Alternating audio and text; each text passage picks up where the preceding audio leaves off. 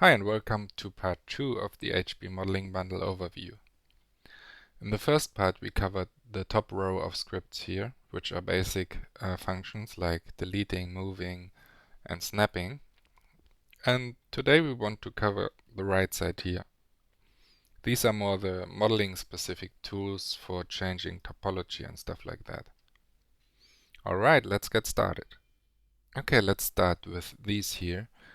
These are selection scripts. They are very simple but very useful. Because selecting components is something you do quite a lot, and these scripts only save you some clicks, but this makes a lot of difference if you use them 100 times a day. So get used to them and use the shortcuts. If you installed the shortcut table, you will get the shortcuts Alt-Q for Phong selection, Alt-E for loop selection, and Alt-W for path selection. Selection Maker is a different thing, but let me start with Phong selection. So let me create a cube and subdivide it a bit with the divider script. That's really easy. And convert it. And now to select one side of the cube, you would go to polygons, and then you would maybe you would use the rectangle selection and go to a side view and select these polygons. But then there are some polygons selected that you didn't want to select, so you need to deselect these. Oh no. So this is really sometimes getting annoying. So even worse, using the live selection, because you have to be really precise with the live selection. And so this is not a good method. So instead, what you can use is you go to select and use Phong break selection. And this tool is really great to select plain elements like this. Or you can also use it for different complex stuff. I will show you later. So this tool is really useful for selecting. So that's why I made it a script to make it even easier to use this tool. So what the script does, it goes to polygons mode and it chooses the tool and makes some settings I find useful. So this is really simple but very useful. And you will see me a lot using this by holding the shortcut. So it's Alt-Q, remember it? And to show you a more complex example, I will just make a little modeling here. Don't worry, I'm using some scripts here. Let me just do something like this and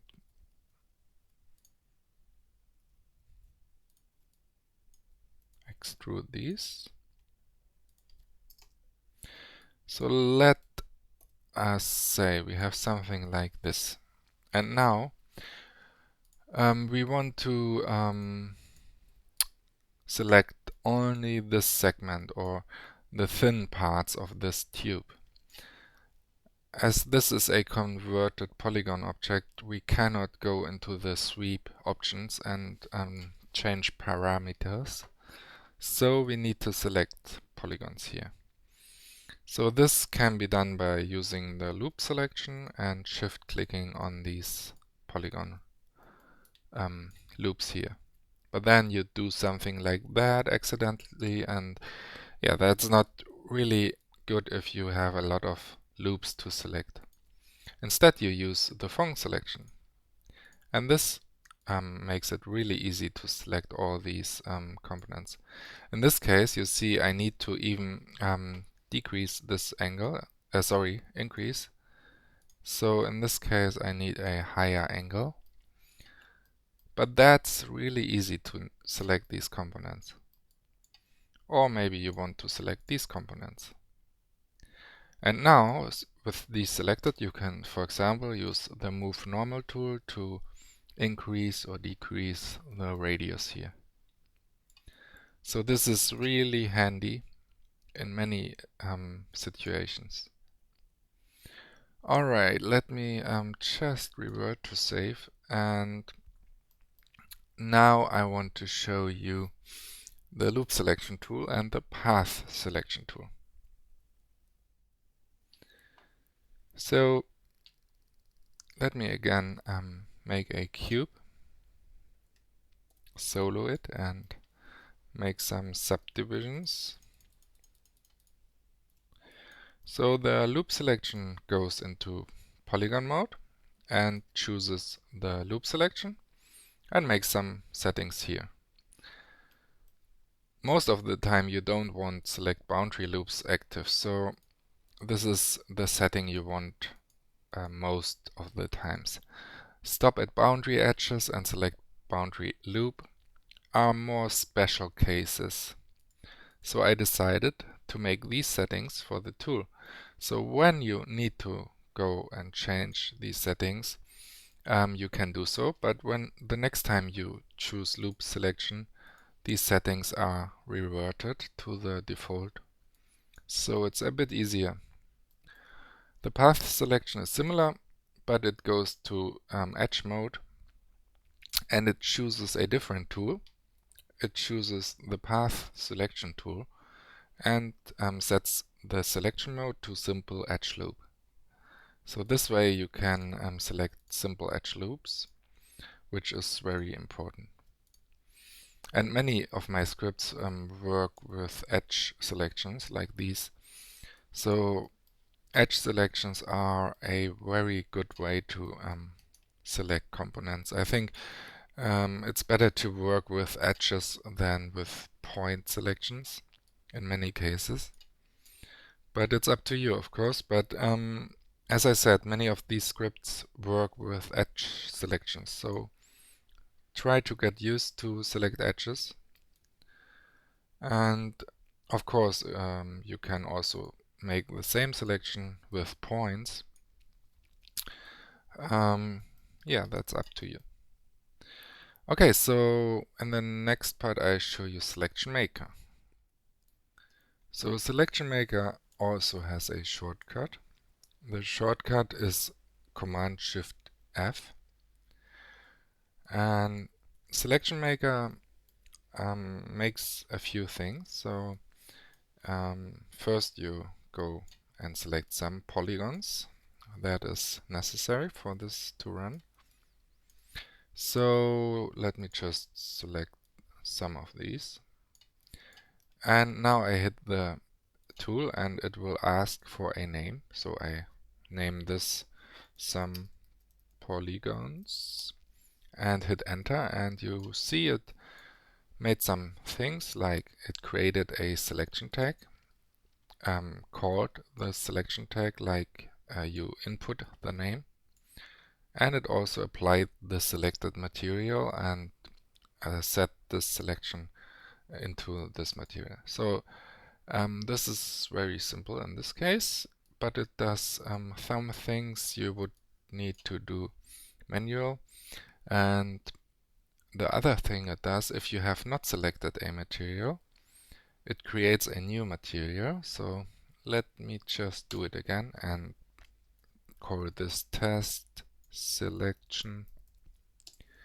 And now you can see the script made this material, which has a random color, and it assigned the material to the selection called the selection test selection, and it also called the material like the object it is applied to, and also it appended the name of the selection. So it's called cube test selection. And this gets very handy. For example, let me show you. Let's make a figure and convert it. And I will just do a current state to object. No, I wanted to connect delete, right? So now I will use the Fong break selection by holding Alt Q. So this way I can easily select these components. And I will select these and use selection maker, call it arms, and now it makes a selection tag with a material applied with a random color. The next thing is the head, so head, let's call this body, let's call these legs, and let's call these foots, and let's call these here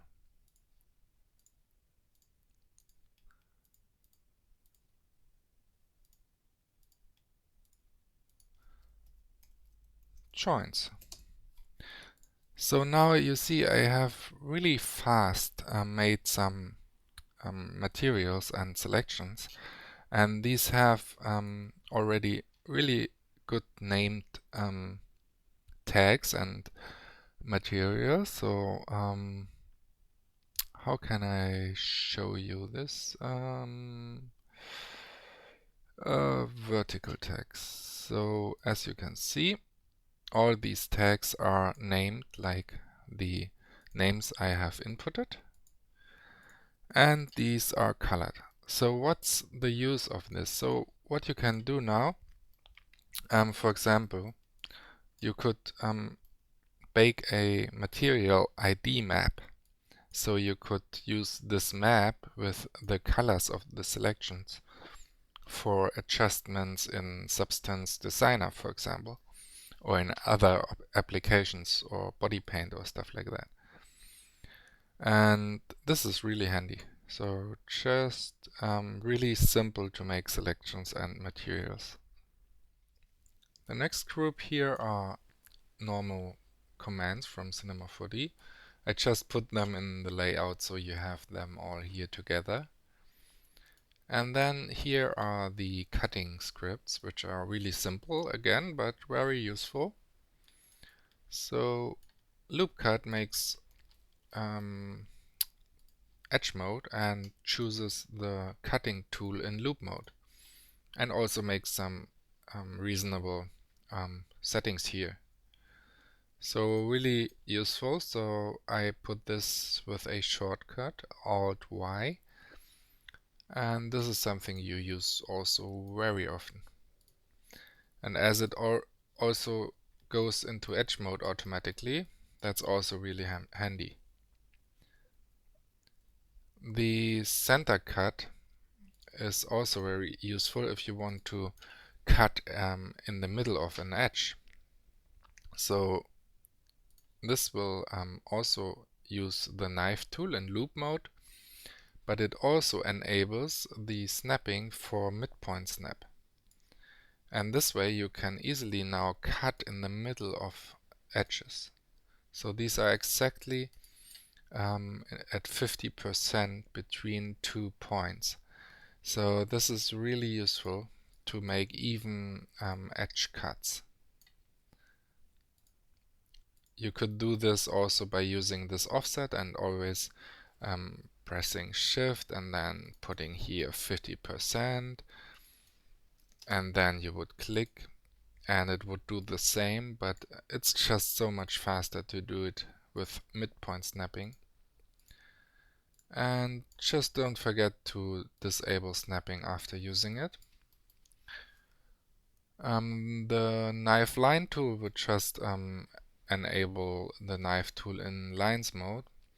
So now you can make line cuts like this.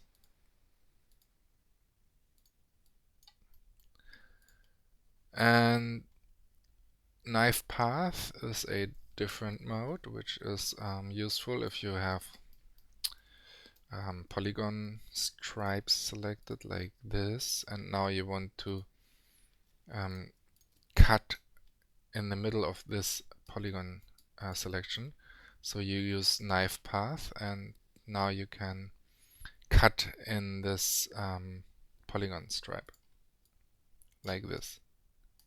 So it will follow the loop selection, the polygon selection. Alright, the next here are cloning scripts for cloning polygons. So when I have a polygon selected and I hit this HB clone by pressing Alt-C, I can use the shortcut. I clone the polygon on its place, so I make a duplicate.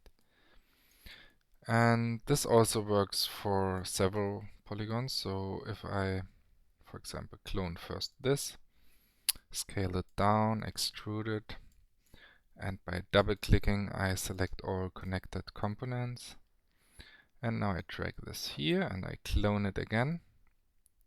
I can drag this down, select these, clone it again, drag these here, clone it again, drag these here. So this way you can easily clone polygons.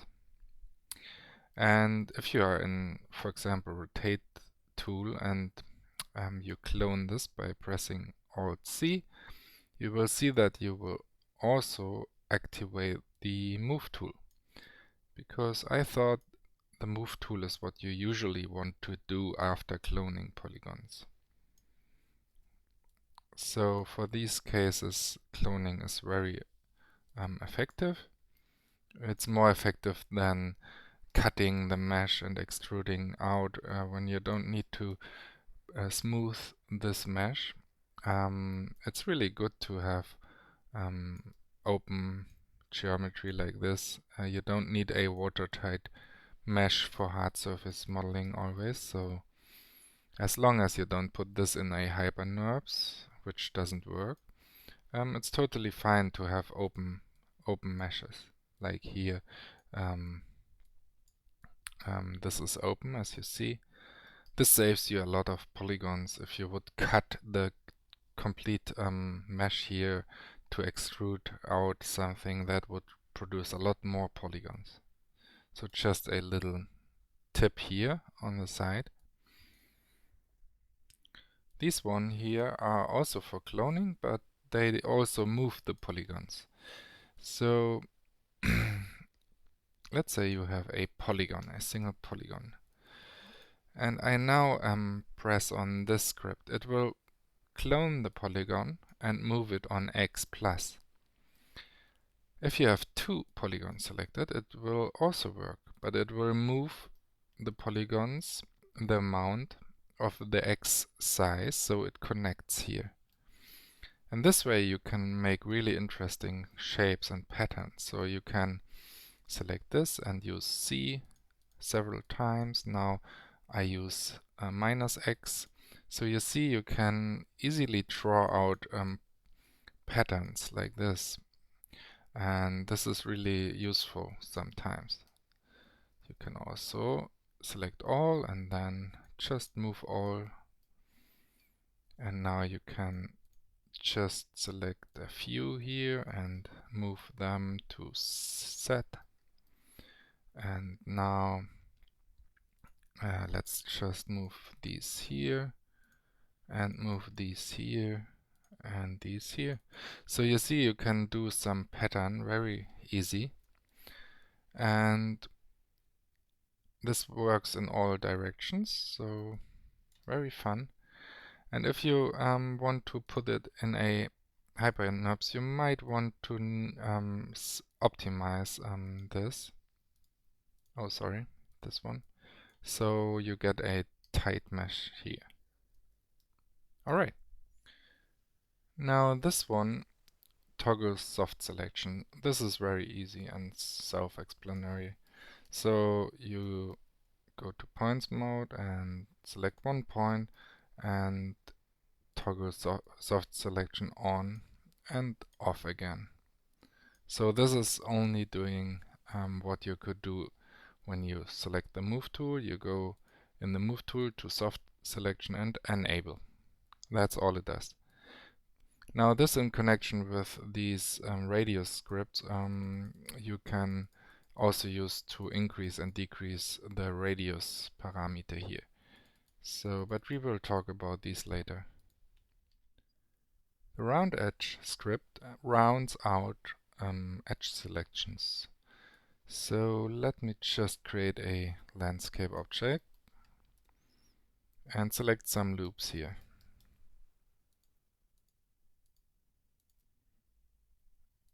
And now I use the script to smooth out the surface around these loops.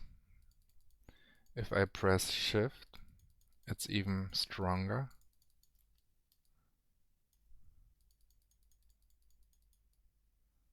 So you see, now you could do something similar with the iron tool.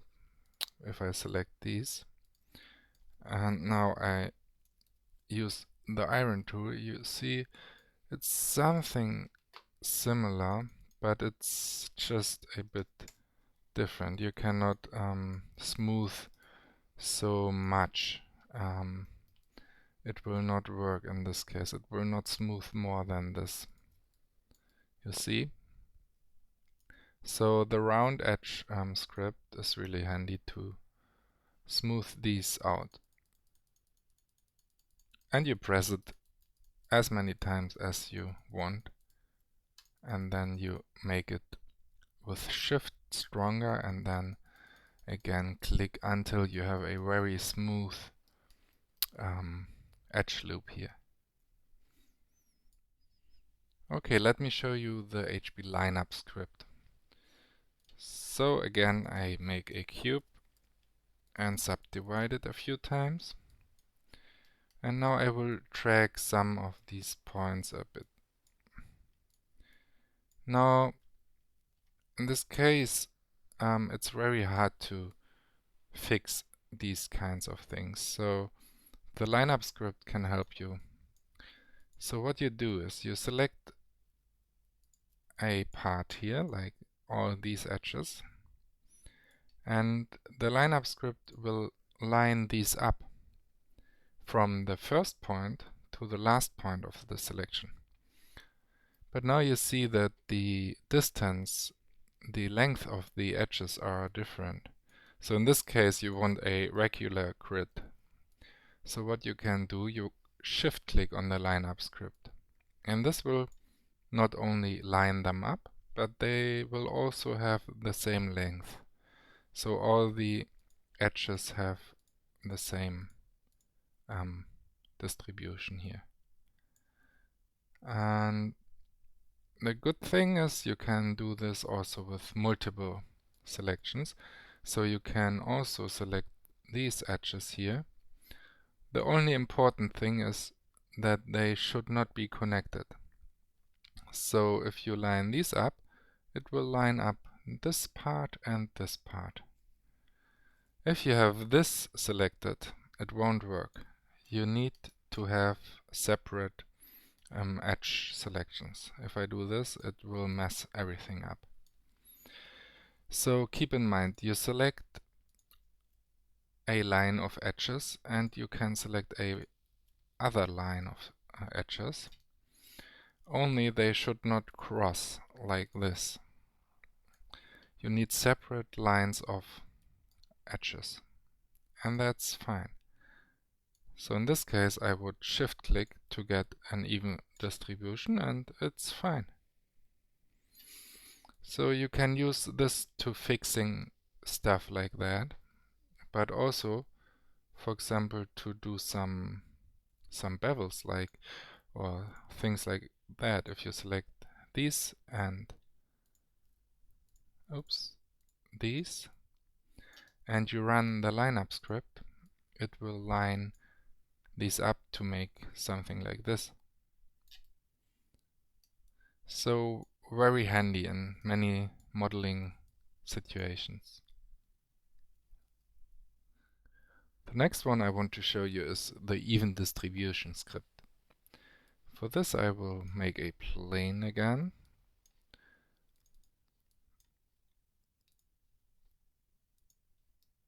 And now I will again move some points. And with this script you also select edges like before with the lineup script. You can also do several loops or segments here. It's only important that you know that each line you select has an end and a start point. And the even distribution script distributes the points along this line. So it doesn't move the points like the lineup script to make a line, but it keeps the shape. So if I have something like this, it keeps the shape, but it makes all edges the same length. The snap to spline script is really handy to snap several points to a spline. So let me show you this on a plane. So what I do is I select these edges here, and also you need to select a spline. So let me just create this arc spline. And now with the edges selected, and also I need to select the spline, I run the script and it will snap all these points of the selected edge selection to the spline. Now let me undo this, and now if you do this with control click, you can enter a influence radius. So if I set this to 500, it will also affect all edges with a fall off in a radius of 500.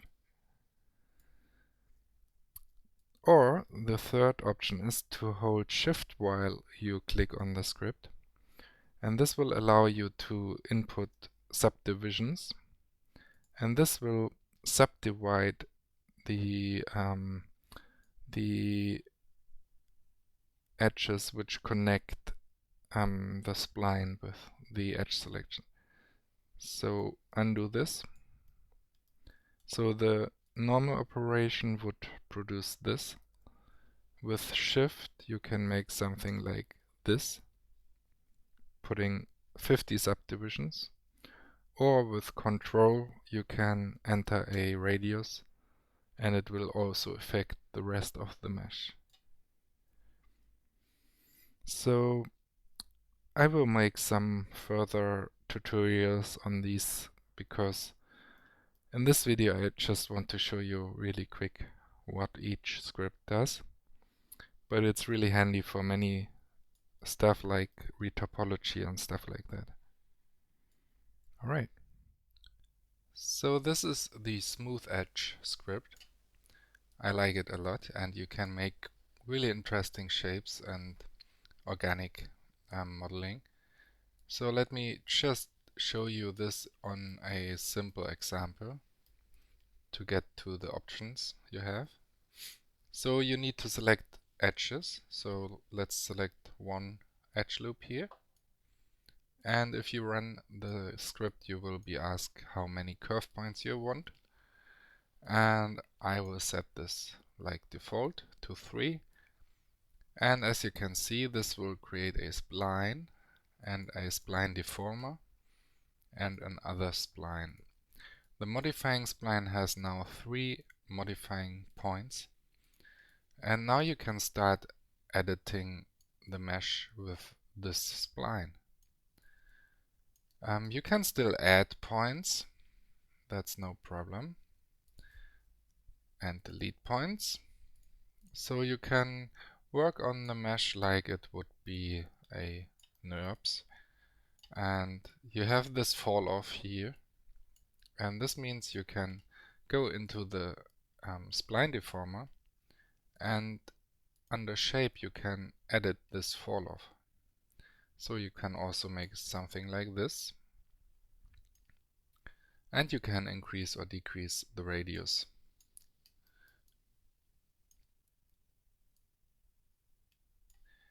And this makes really interesting possibilities.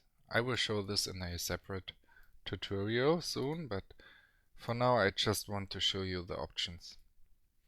So if you use this script, it will convert everything back to polygons, and you see you have your polygonal object, and this is what you get as a result. If you don't want this, you can also cancel the whole modeling if you use this script, and this will get you back to the starting point. So let's do some other options. You have the spline type. So if you set this to linear, you will get a linear spline. So you see this is a linear spline, and this also can be quite interesting.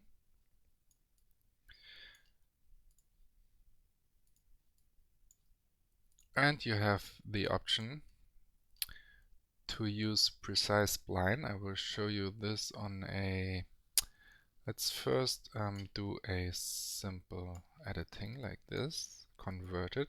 Now I do it again, and now if this is on by default, this will make a spline and all points are exactly on this spline. So this is a way to work exactly on this spline. But maybe you don't want this. Maybe you want to keep this shape, and sometimes you want. So you disable this, and now you see the shape is preserved, and the modifying spline is offsetted. So you now can edit the mesh, but it will stay in its shape like it is. That's sometimes very important. And if you activate max handles, this will set a point on each edge point, so you get all maximum points. And it will also activate the magnet tool to instantly make some editing like this. So also quite interesting. And restrict to point selection will restrict the complete setup to the selected points. So let me just show you this on a cube. I will just subdivide this again. And I use the font selection and control click on the points to convert it to points. Oops. And now I make a edge selection, and I want to modify with this edge. Now I activate restrict to point selection, and this will create a point selection tag and a restriction tag. So now you are able to edit only the selected points. So if I go to points mode, you see these were selected. So this is what I'm modifying. All these points here are not affected. So this is also quite interesting.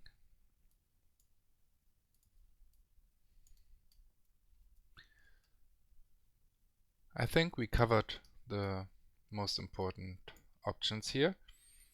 But as I said, I need to show you more stuff with this in a separate tutorial. The next group of scripts here modify the radius or the strength of your tool. So this works with any tool that has a radius, like we could use the live selection. I could increase the radius or decrease, but that's not so important as you can also middle click to do that. In other cases, like with my soft selection script, you can also use these tools to increase and decrease the radius. This also works with the smooth edge script. So if you have a smooth edge set up like this, And now you increase and decrease the radius. You see, it will increase the radius of the deformer. So this is just a faster way to modify the radius, and it's quite handy to have these with shortcuts. Of course, I didn't set any now, but you can easily set your shortcuts.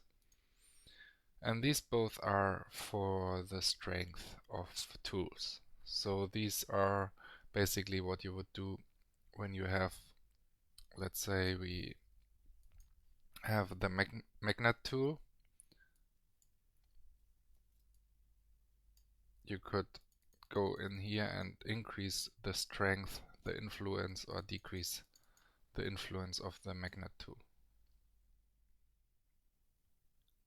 Select same is really handy to clean up scenes like big cut scenes where you want to select certain kind of objects, and you can also select the same sized objects with the same point count, or you could select all polygon objects like that. So what you do is, let me just create two cubes. So these are cube objects. If I have one selected and press this, I will get both selected, because it will select all cubes. If one cube is polygonal and I copy it again and again, so I have now 3 cubes that are polygonal and 1 cube that is parametric, the script will only select the polygon objects. So these could also be a plane which is polygonal. These only select all the same kind of objects, and this works with all kind of objects.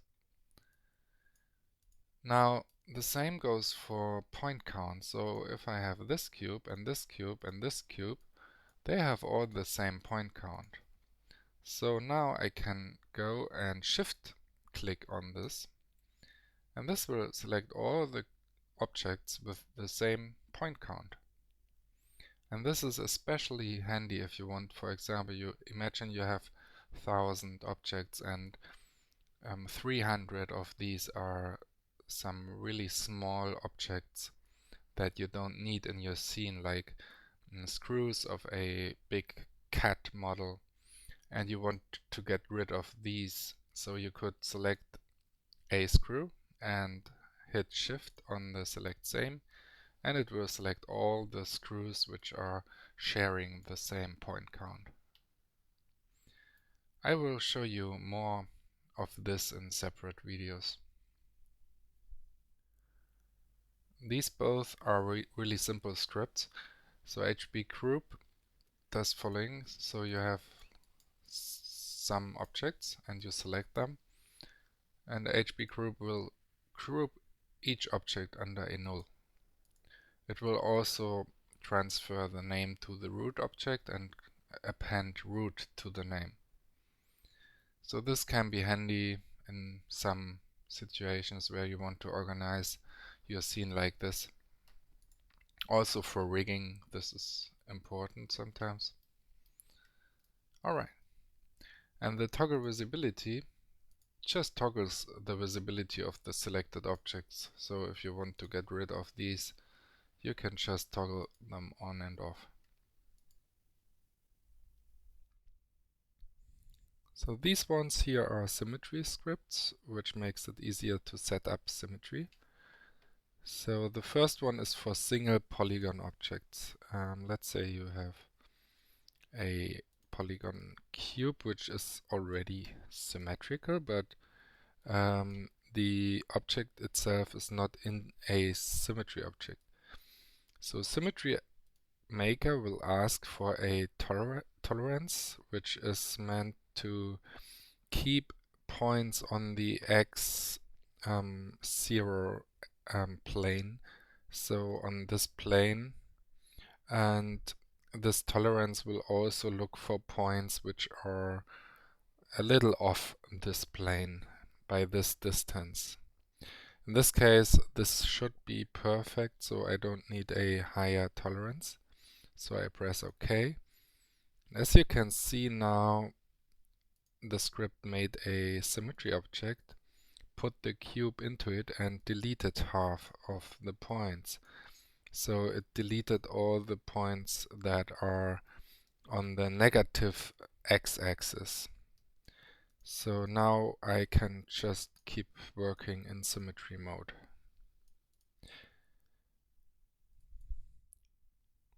The next one, Symmetry Fix, is meant to fix gaps in a symmetry. So let's say you have something like this and you have this little gap inside the object. You can see this a lot better if you turn on subdivisions. You see there is a gap. So now this happens quite a bit if you, for example, use something like the magnet tool and you move stuff and you okay, I must confess this feature is not so much needed with R17 as you get this clamp point on axis option. If you have R16, that's more of a matter, but sometimes you don't have this option on maybe for some reason, and you just make something like this.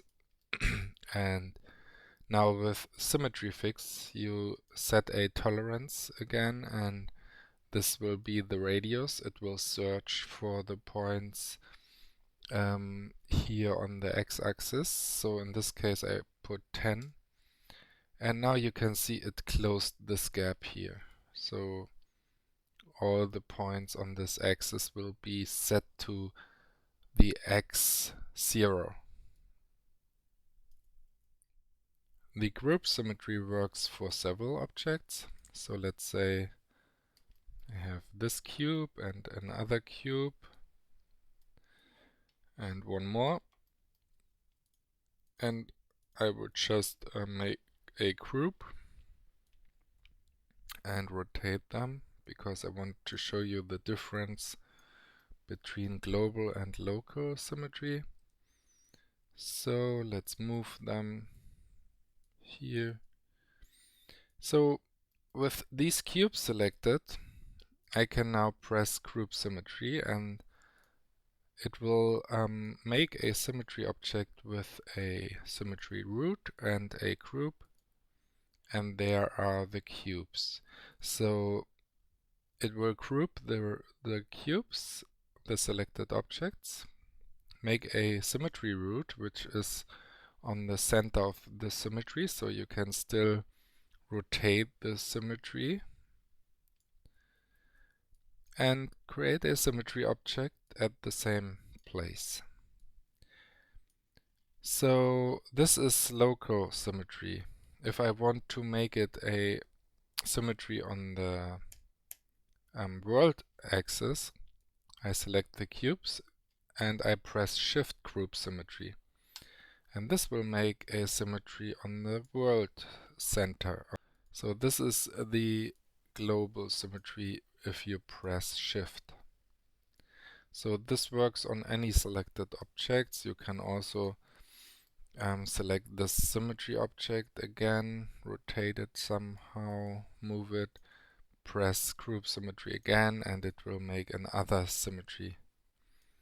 Let's do a global symmetry by pressing Shift. Now you get a symmetry inside a symmetry. So you can make some really complex setups here, and everything is still pretty nice to animate. If you make some motion graphics, you can also animate these on the symmetry root objects.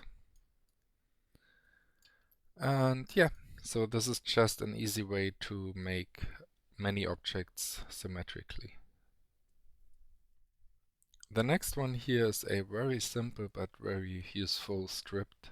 It sets the Phong angle of the selected objects, or if you don't have objects selected, it will do it on all objects. So let's do some objects.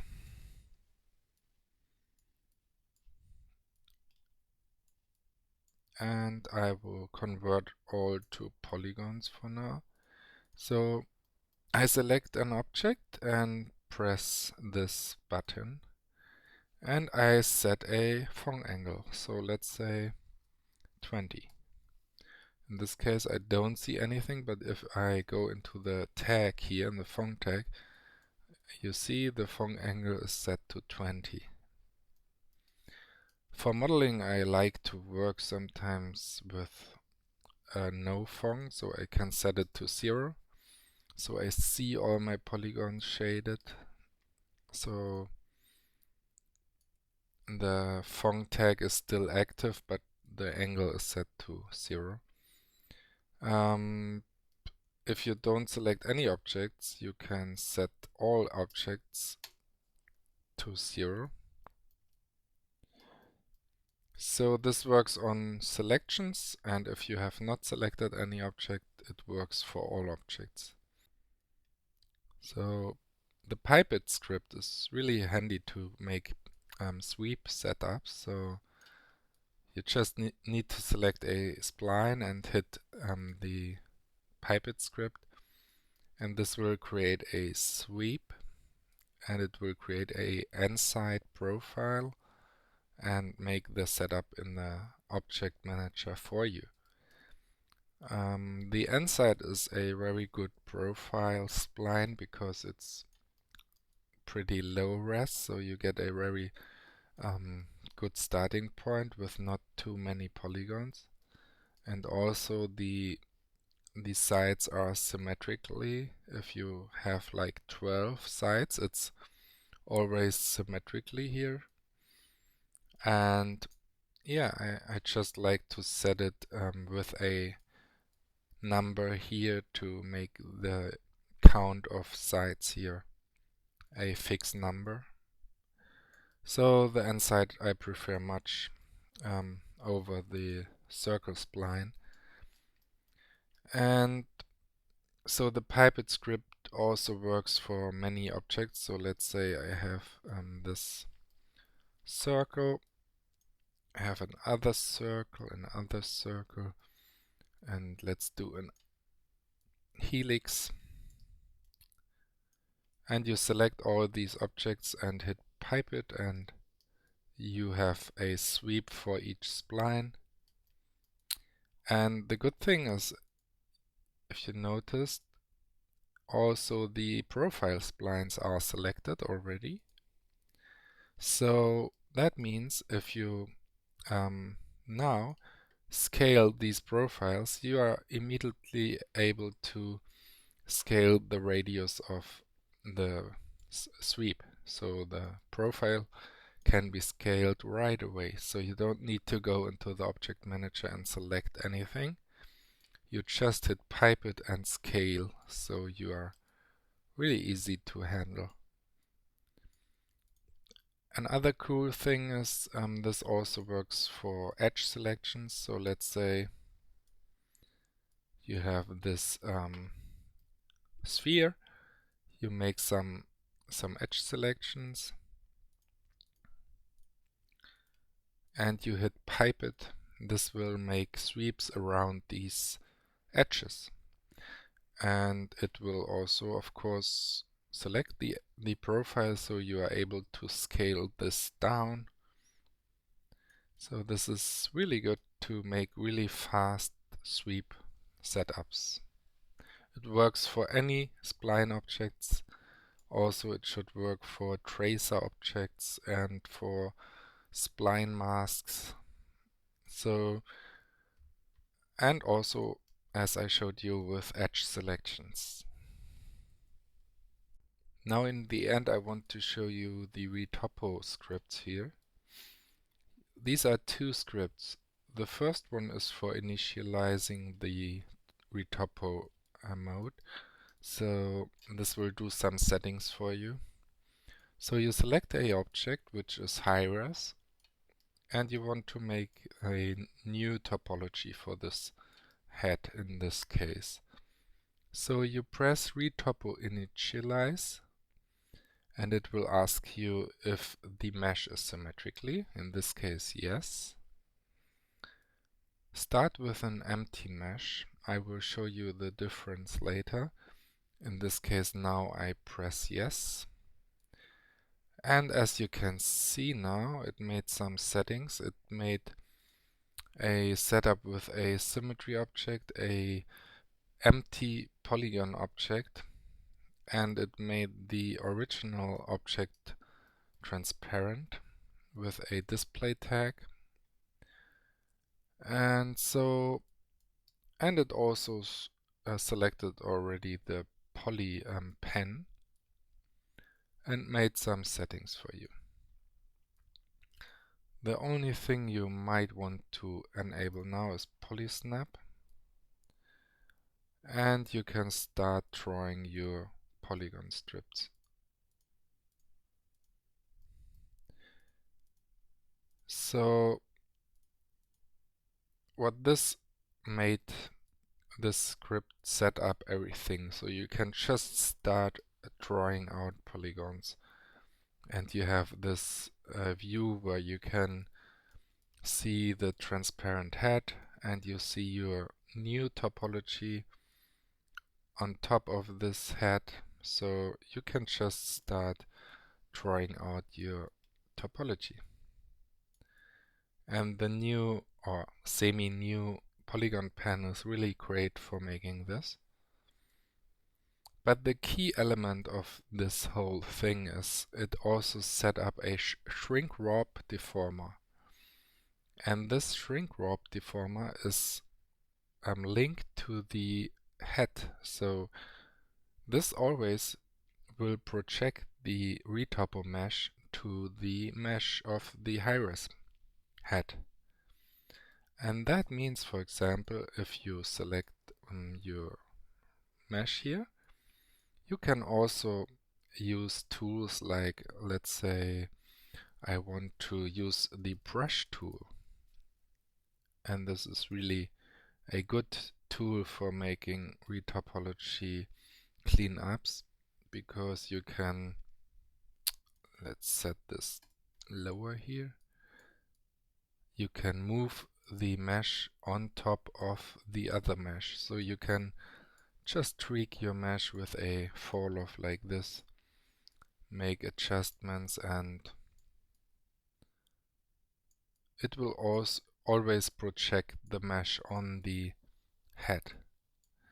And this is also very useful in smooth mode, so you can smooth out parts of your new topology, and always the mesh keeps on the surface.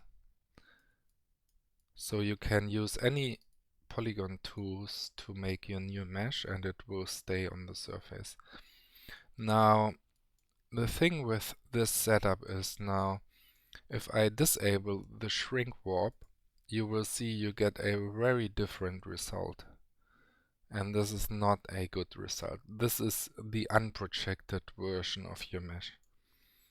So this can make some trouble sometimes, because even if the shrink warp deformer is on, it can happen that your mesh, if you move a point, it will not move correctly like you want to.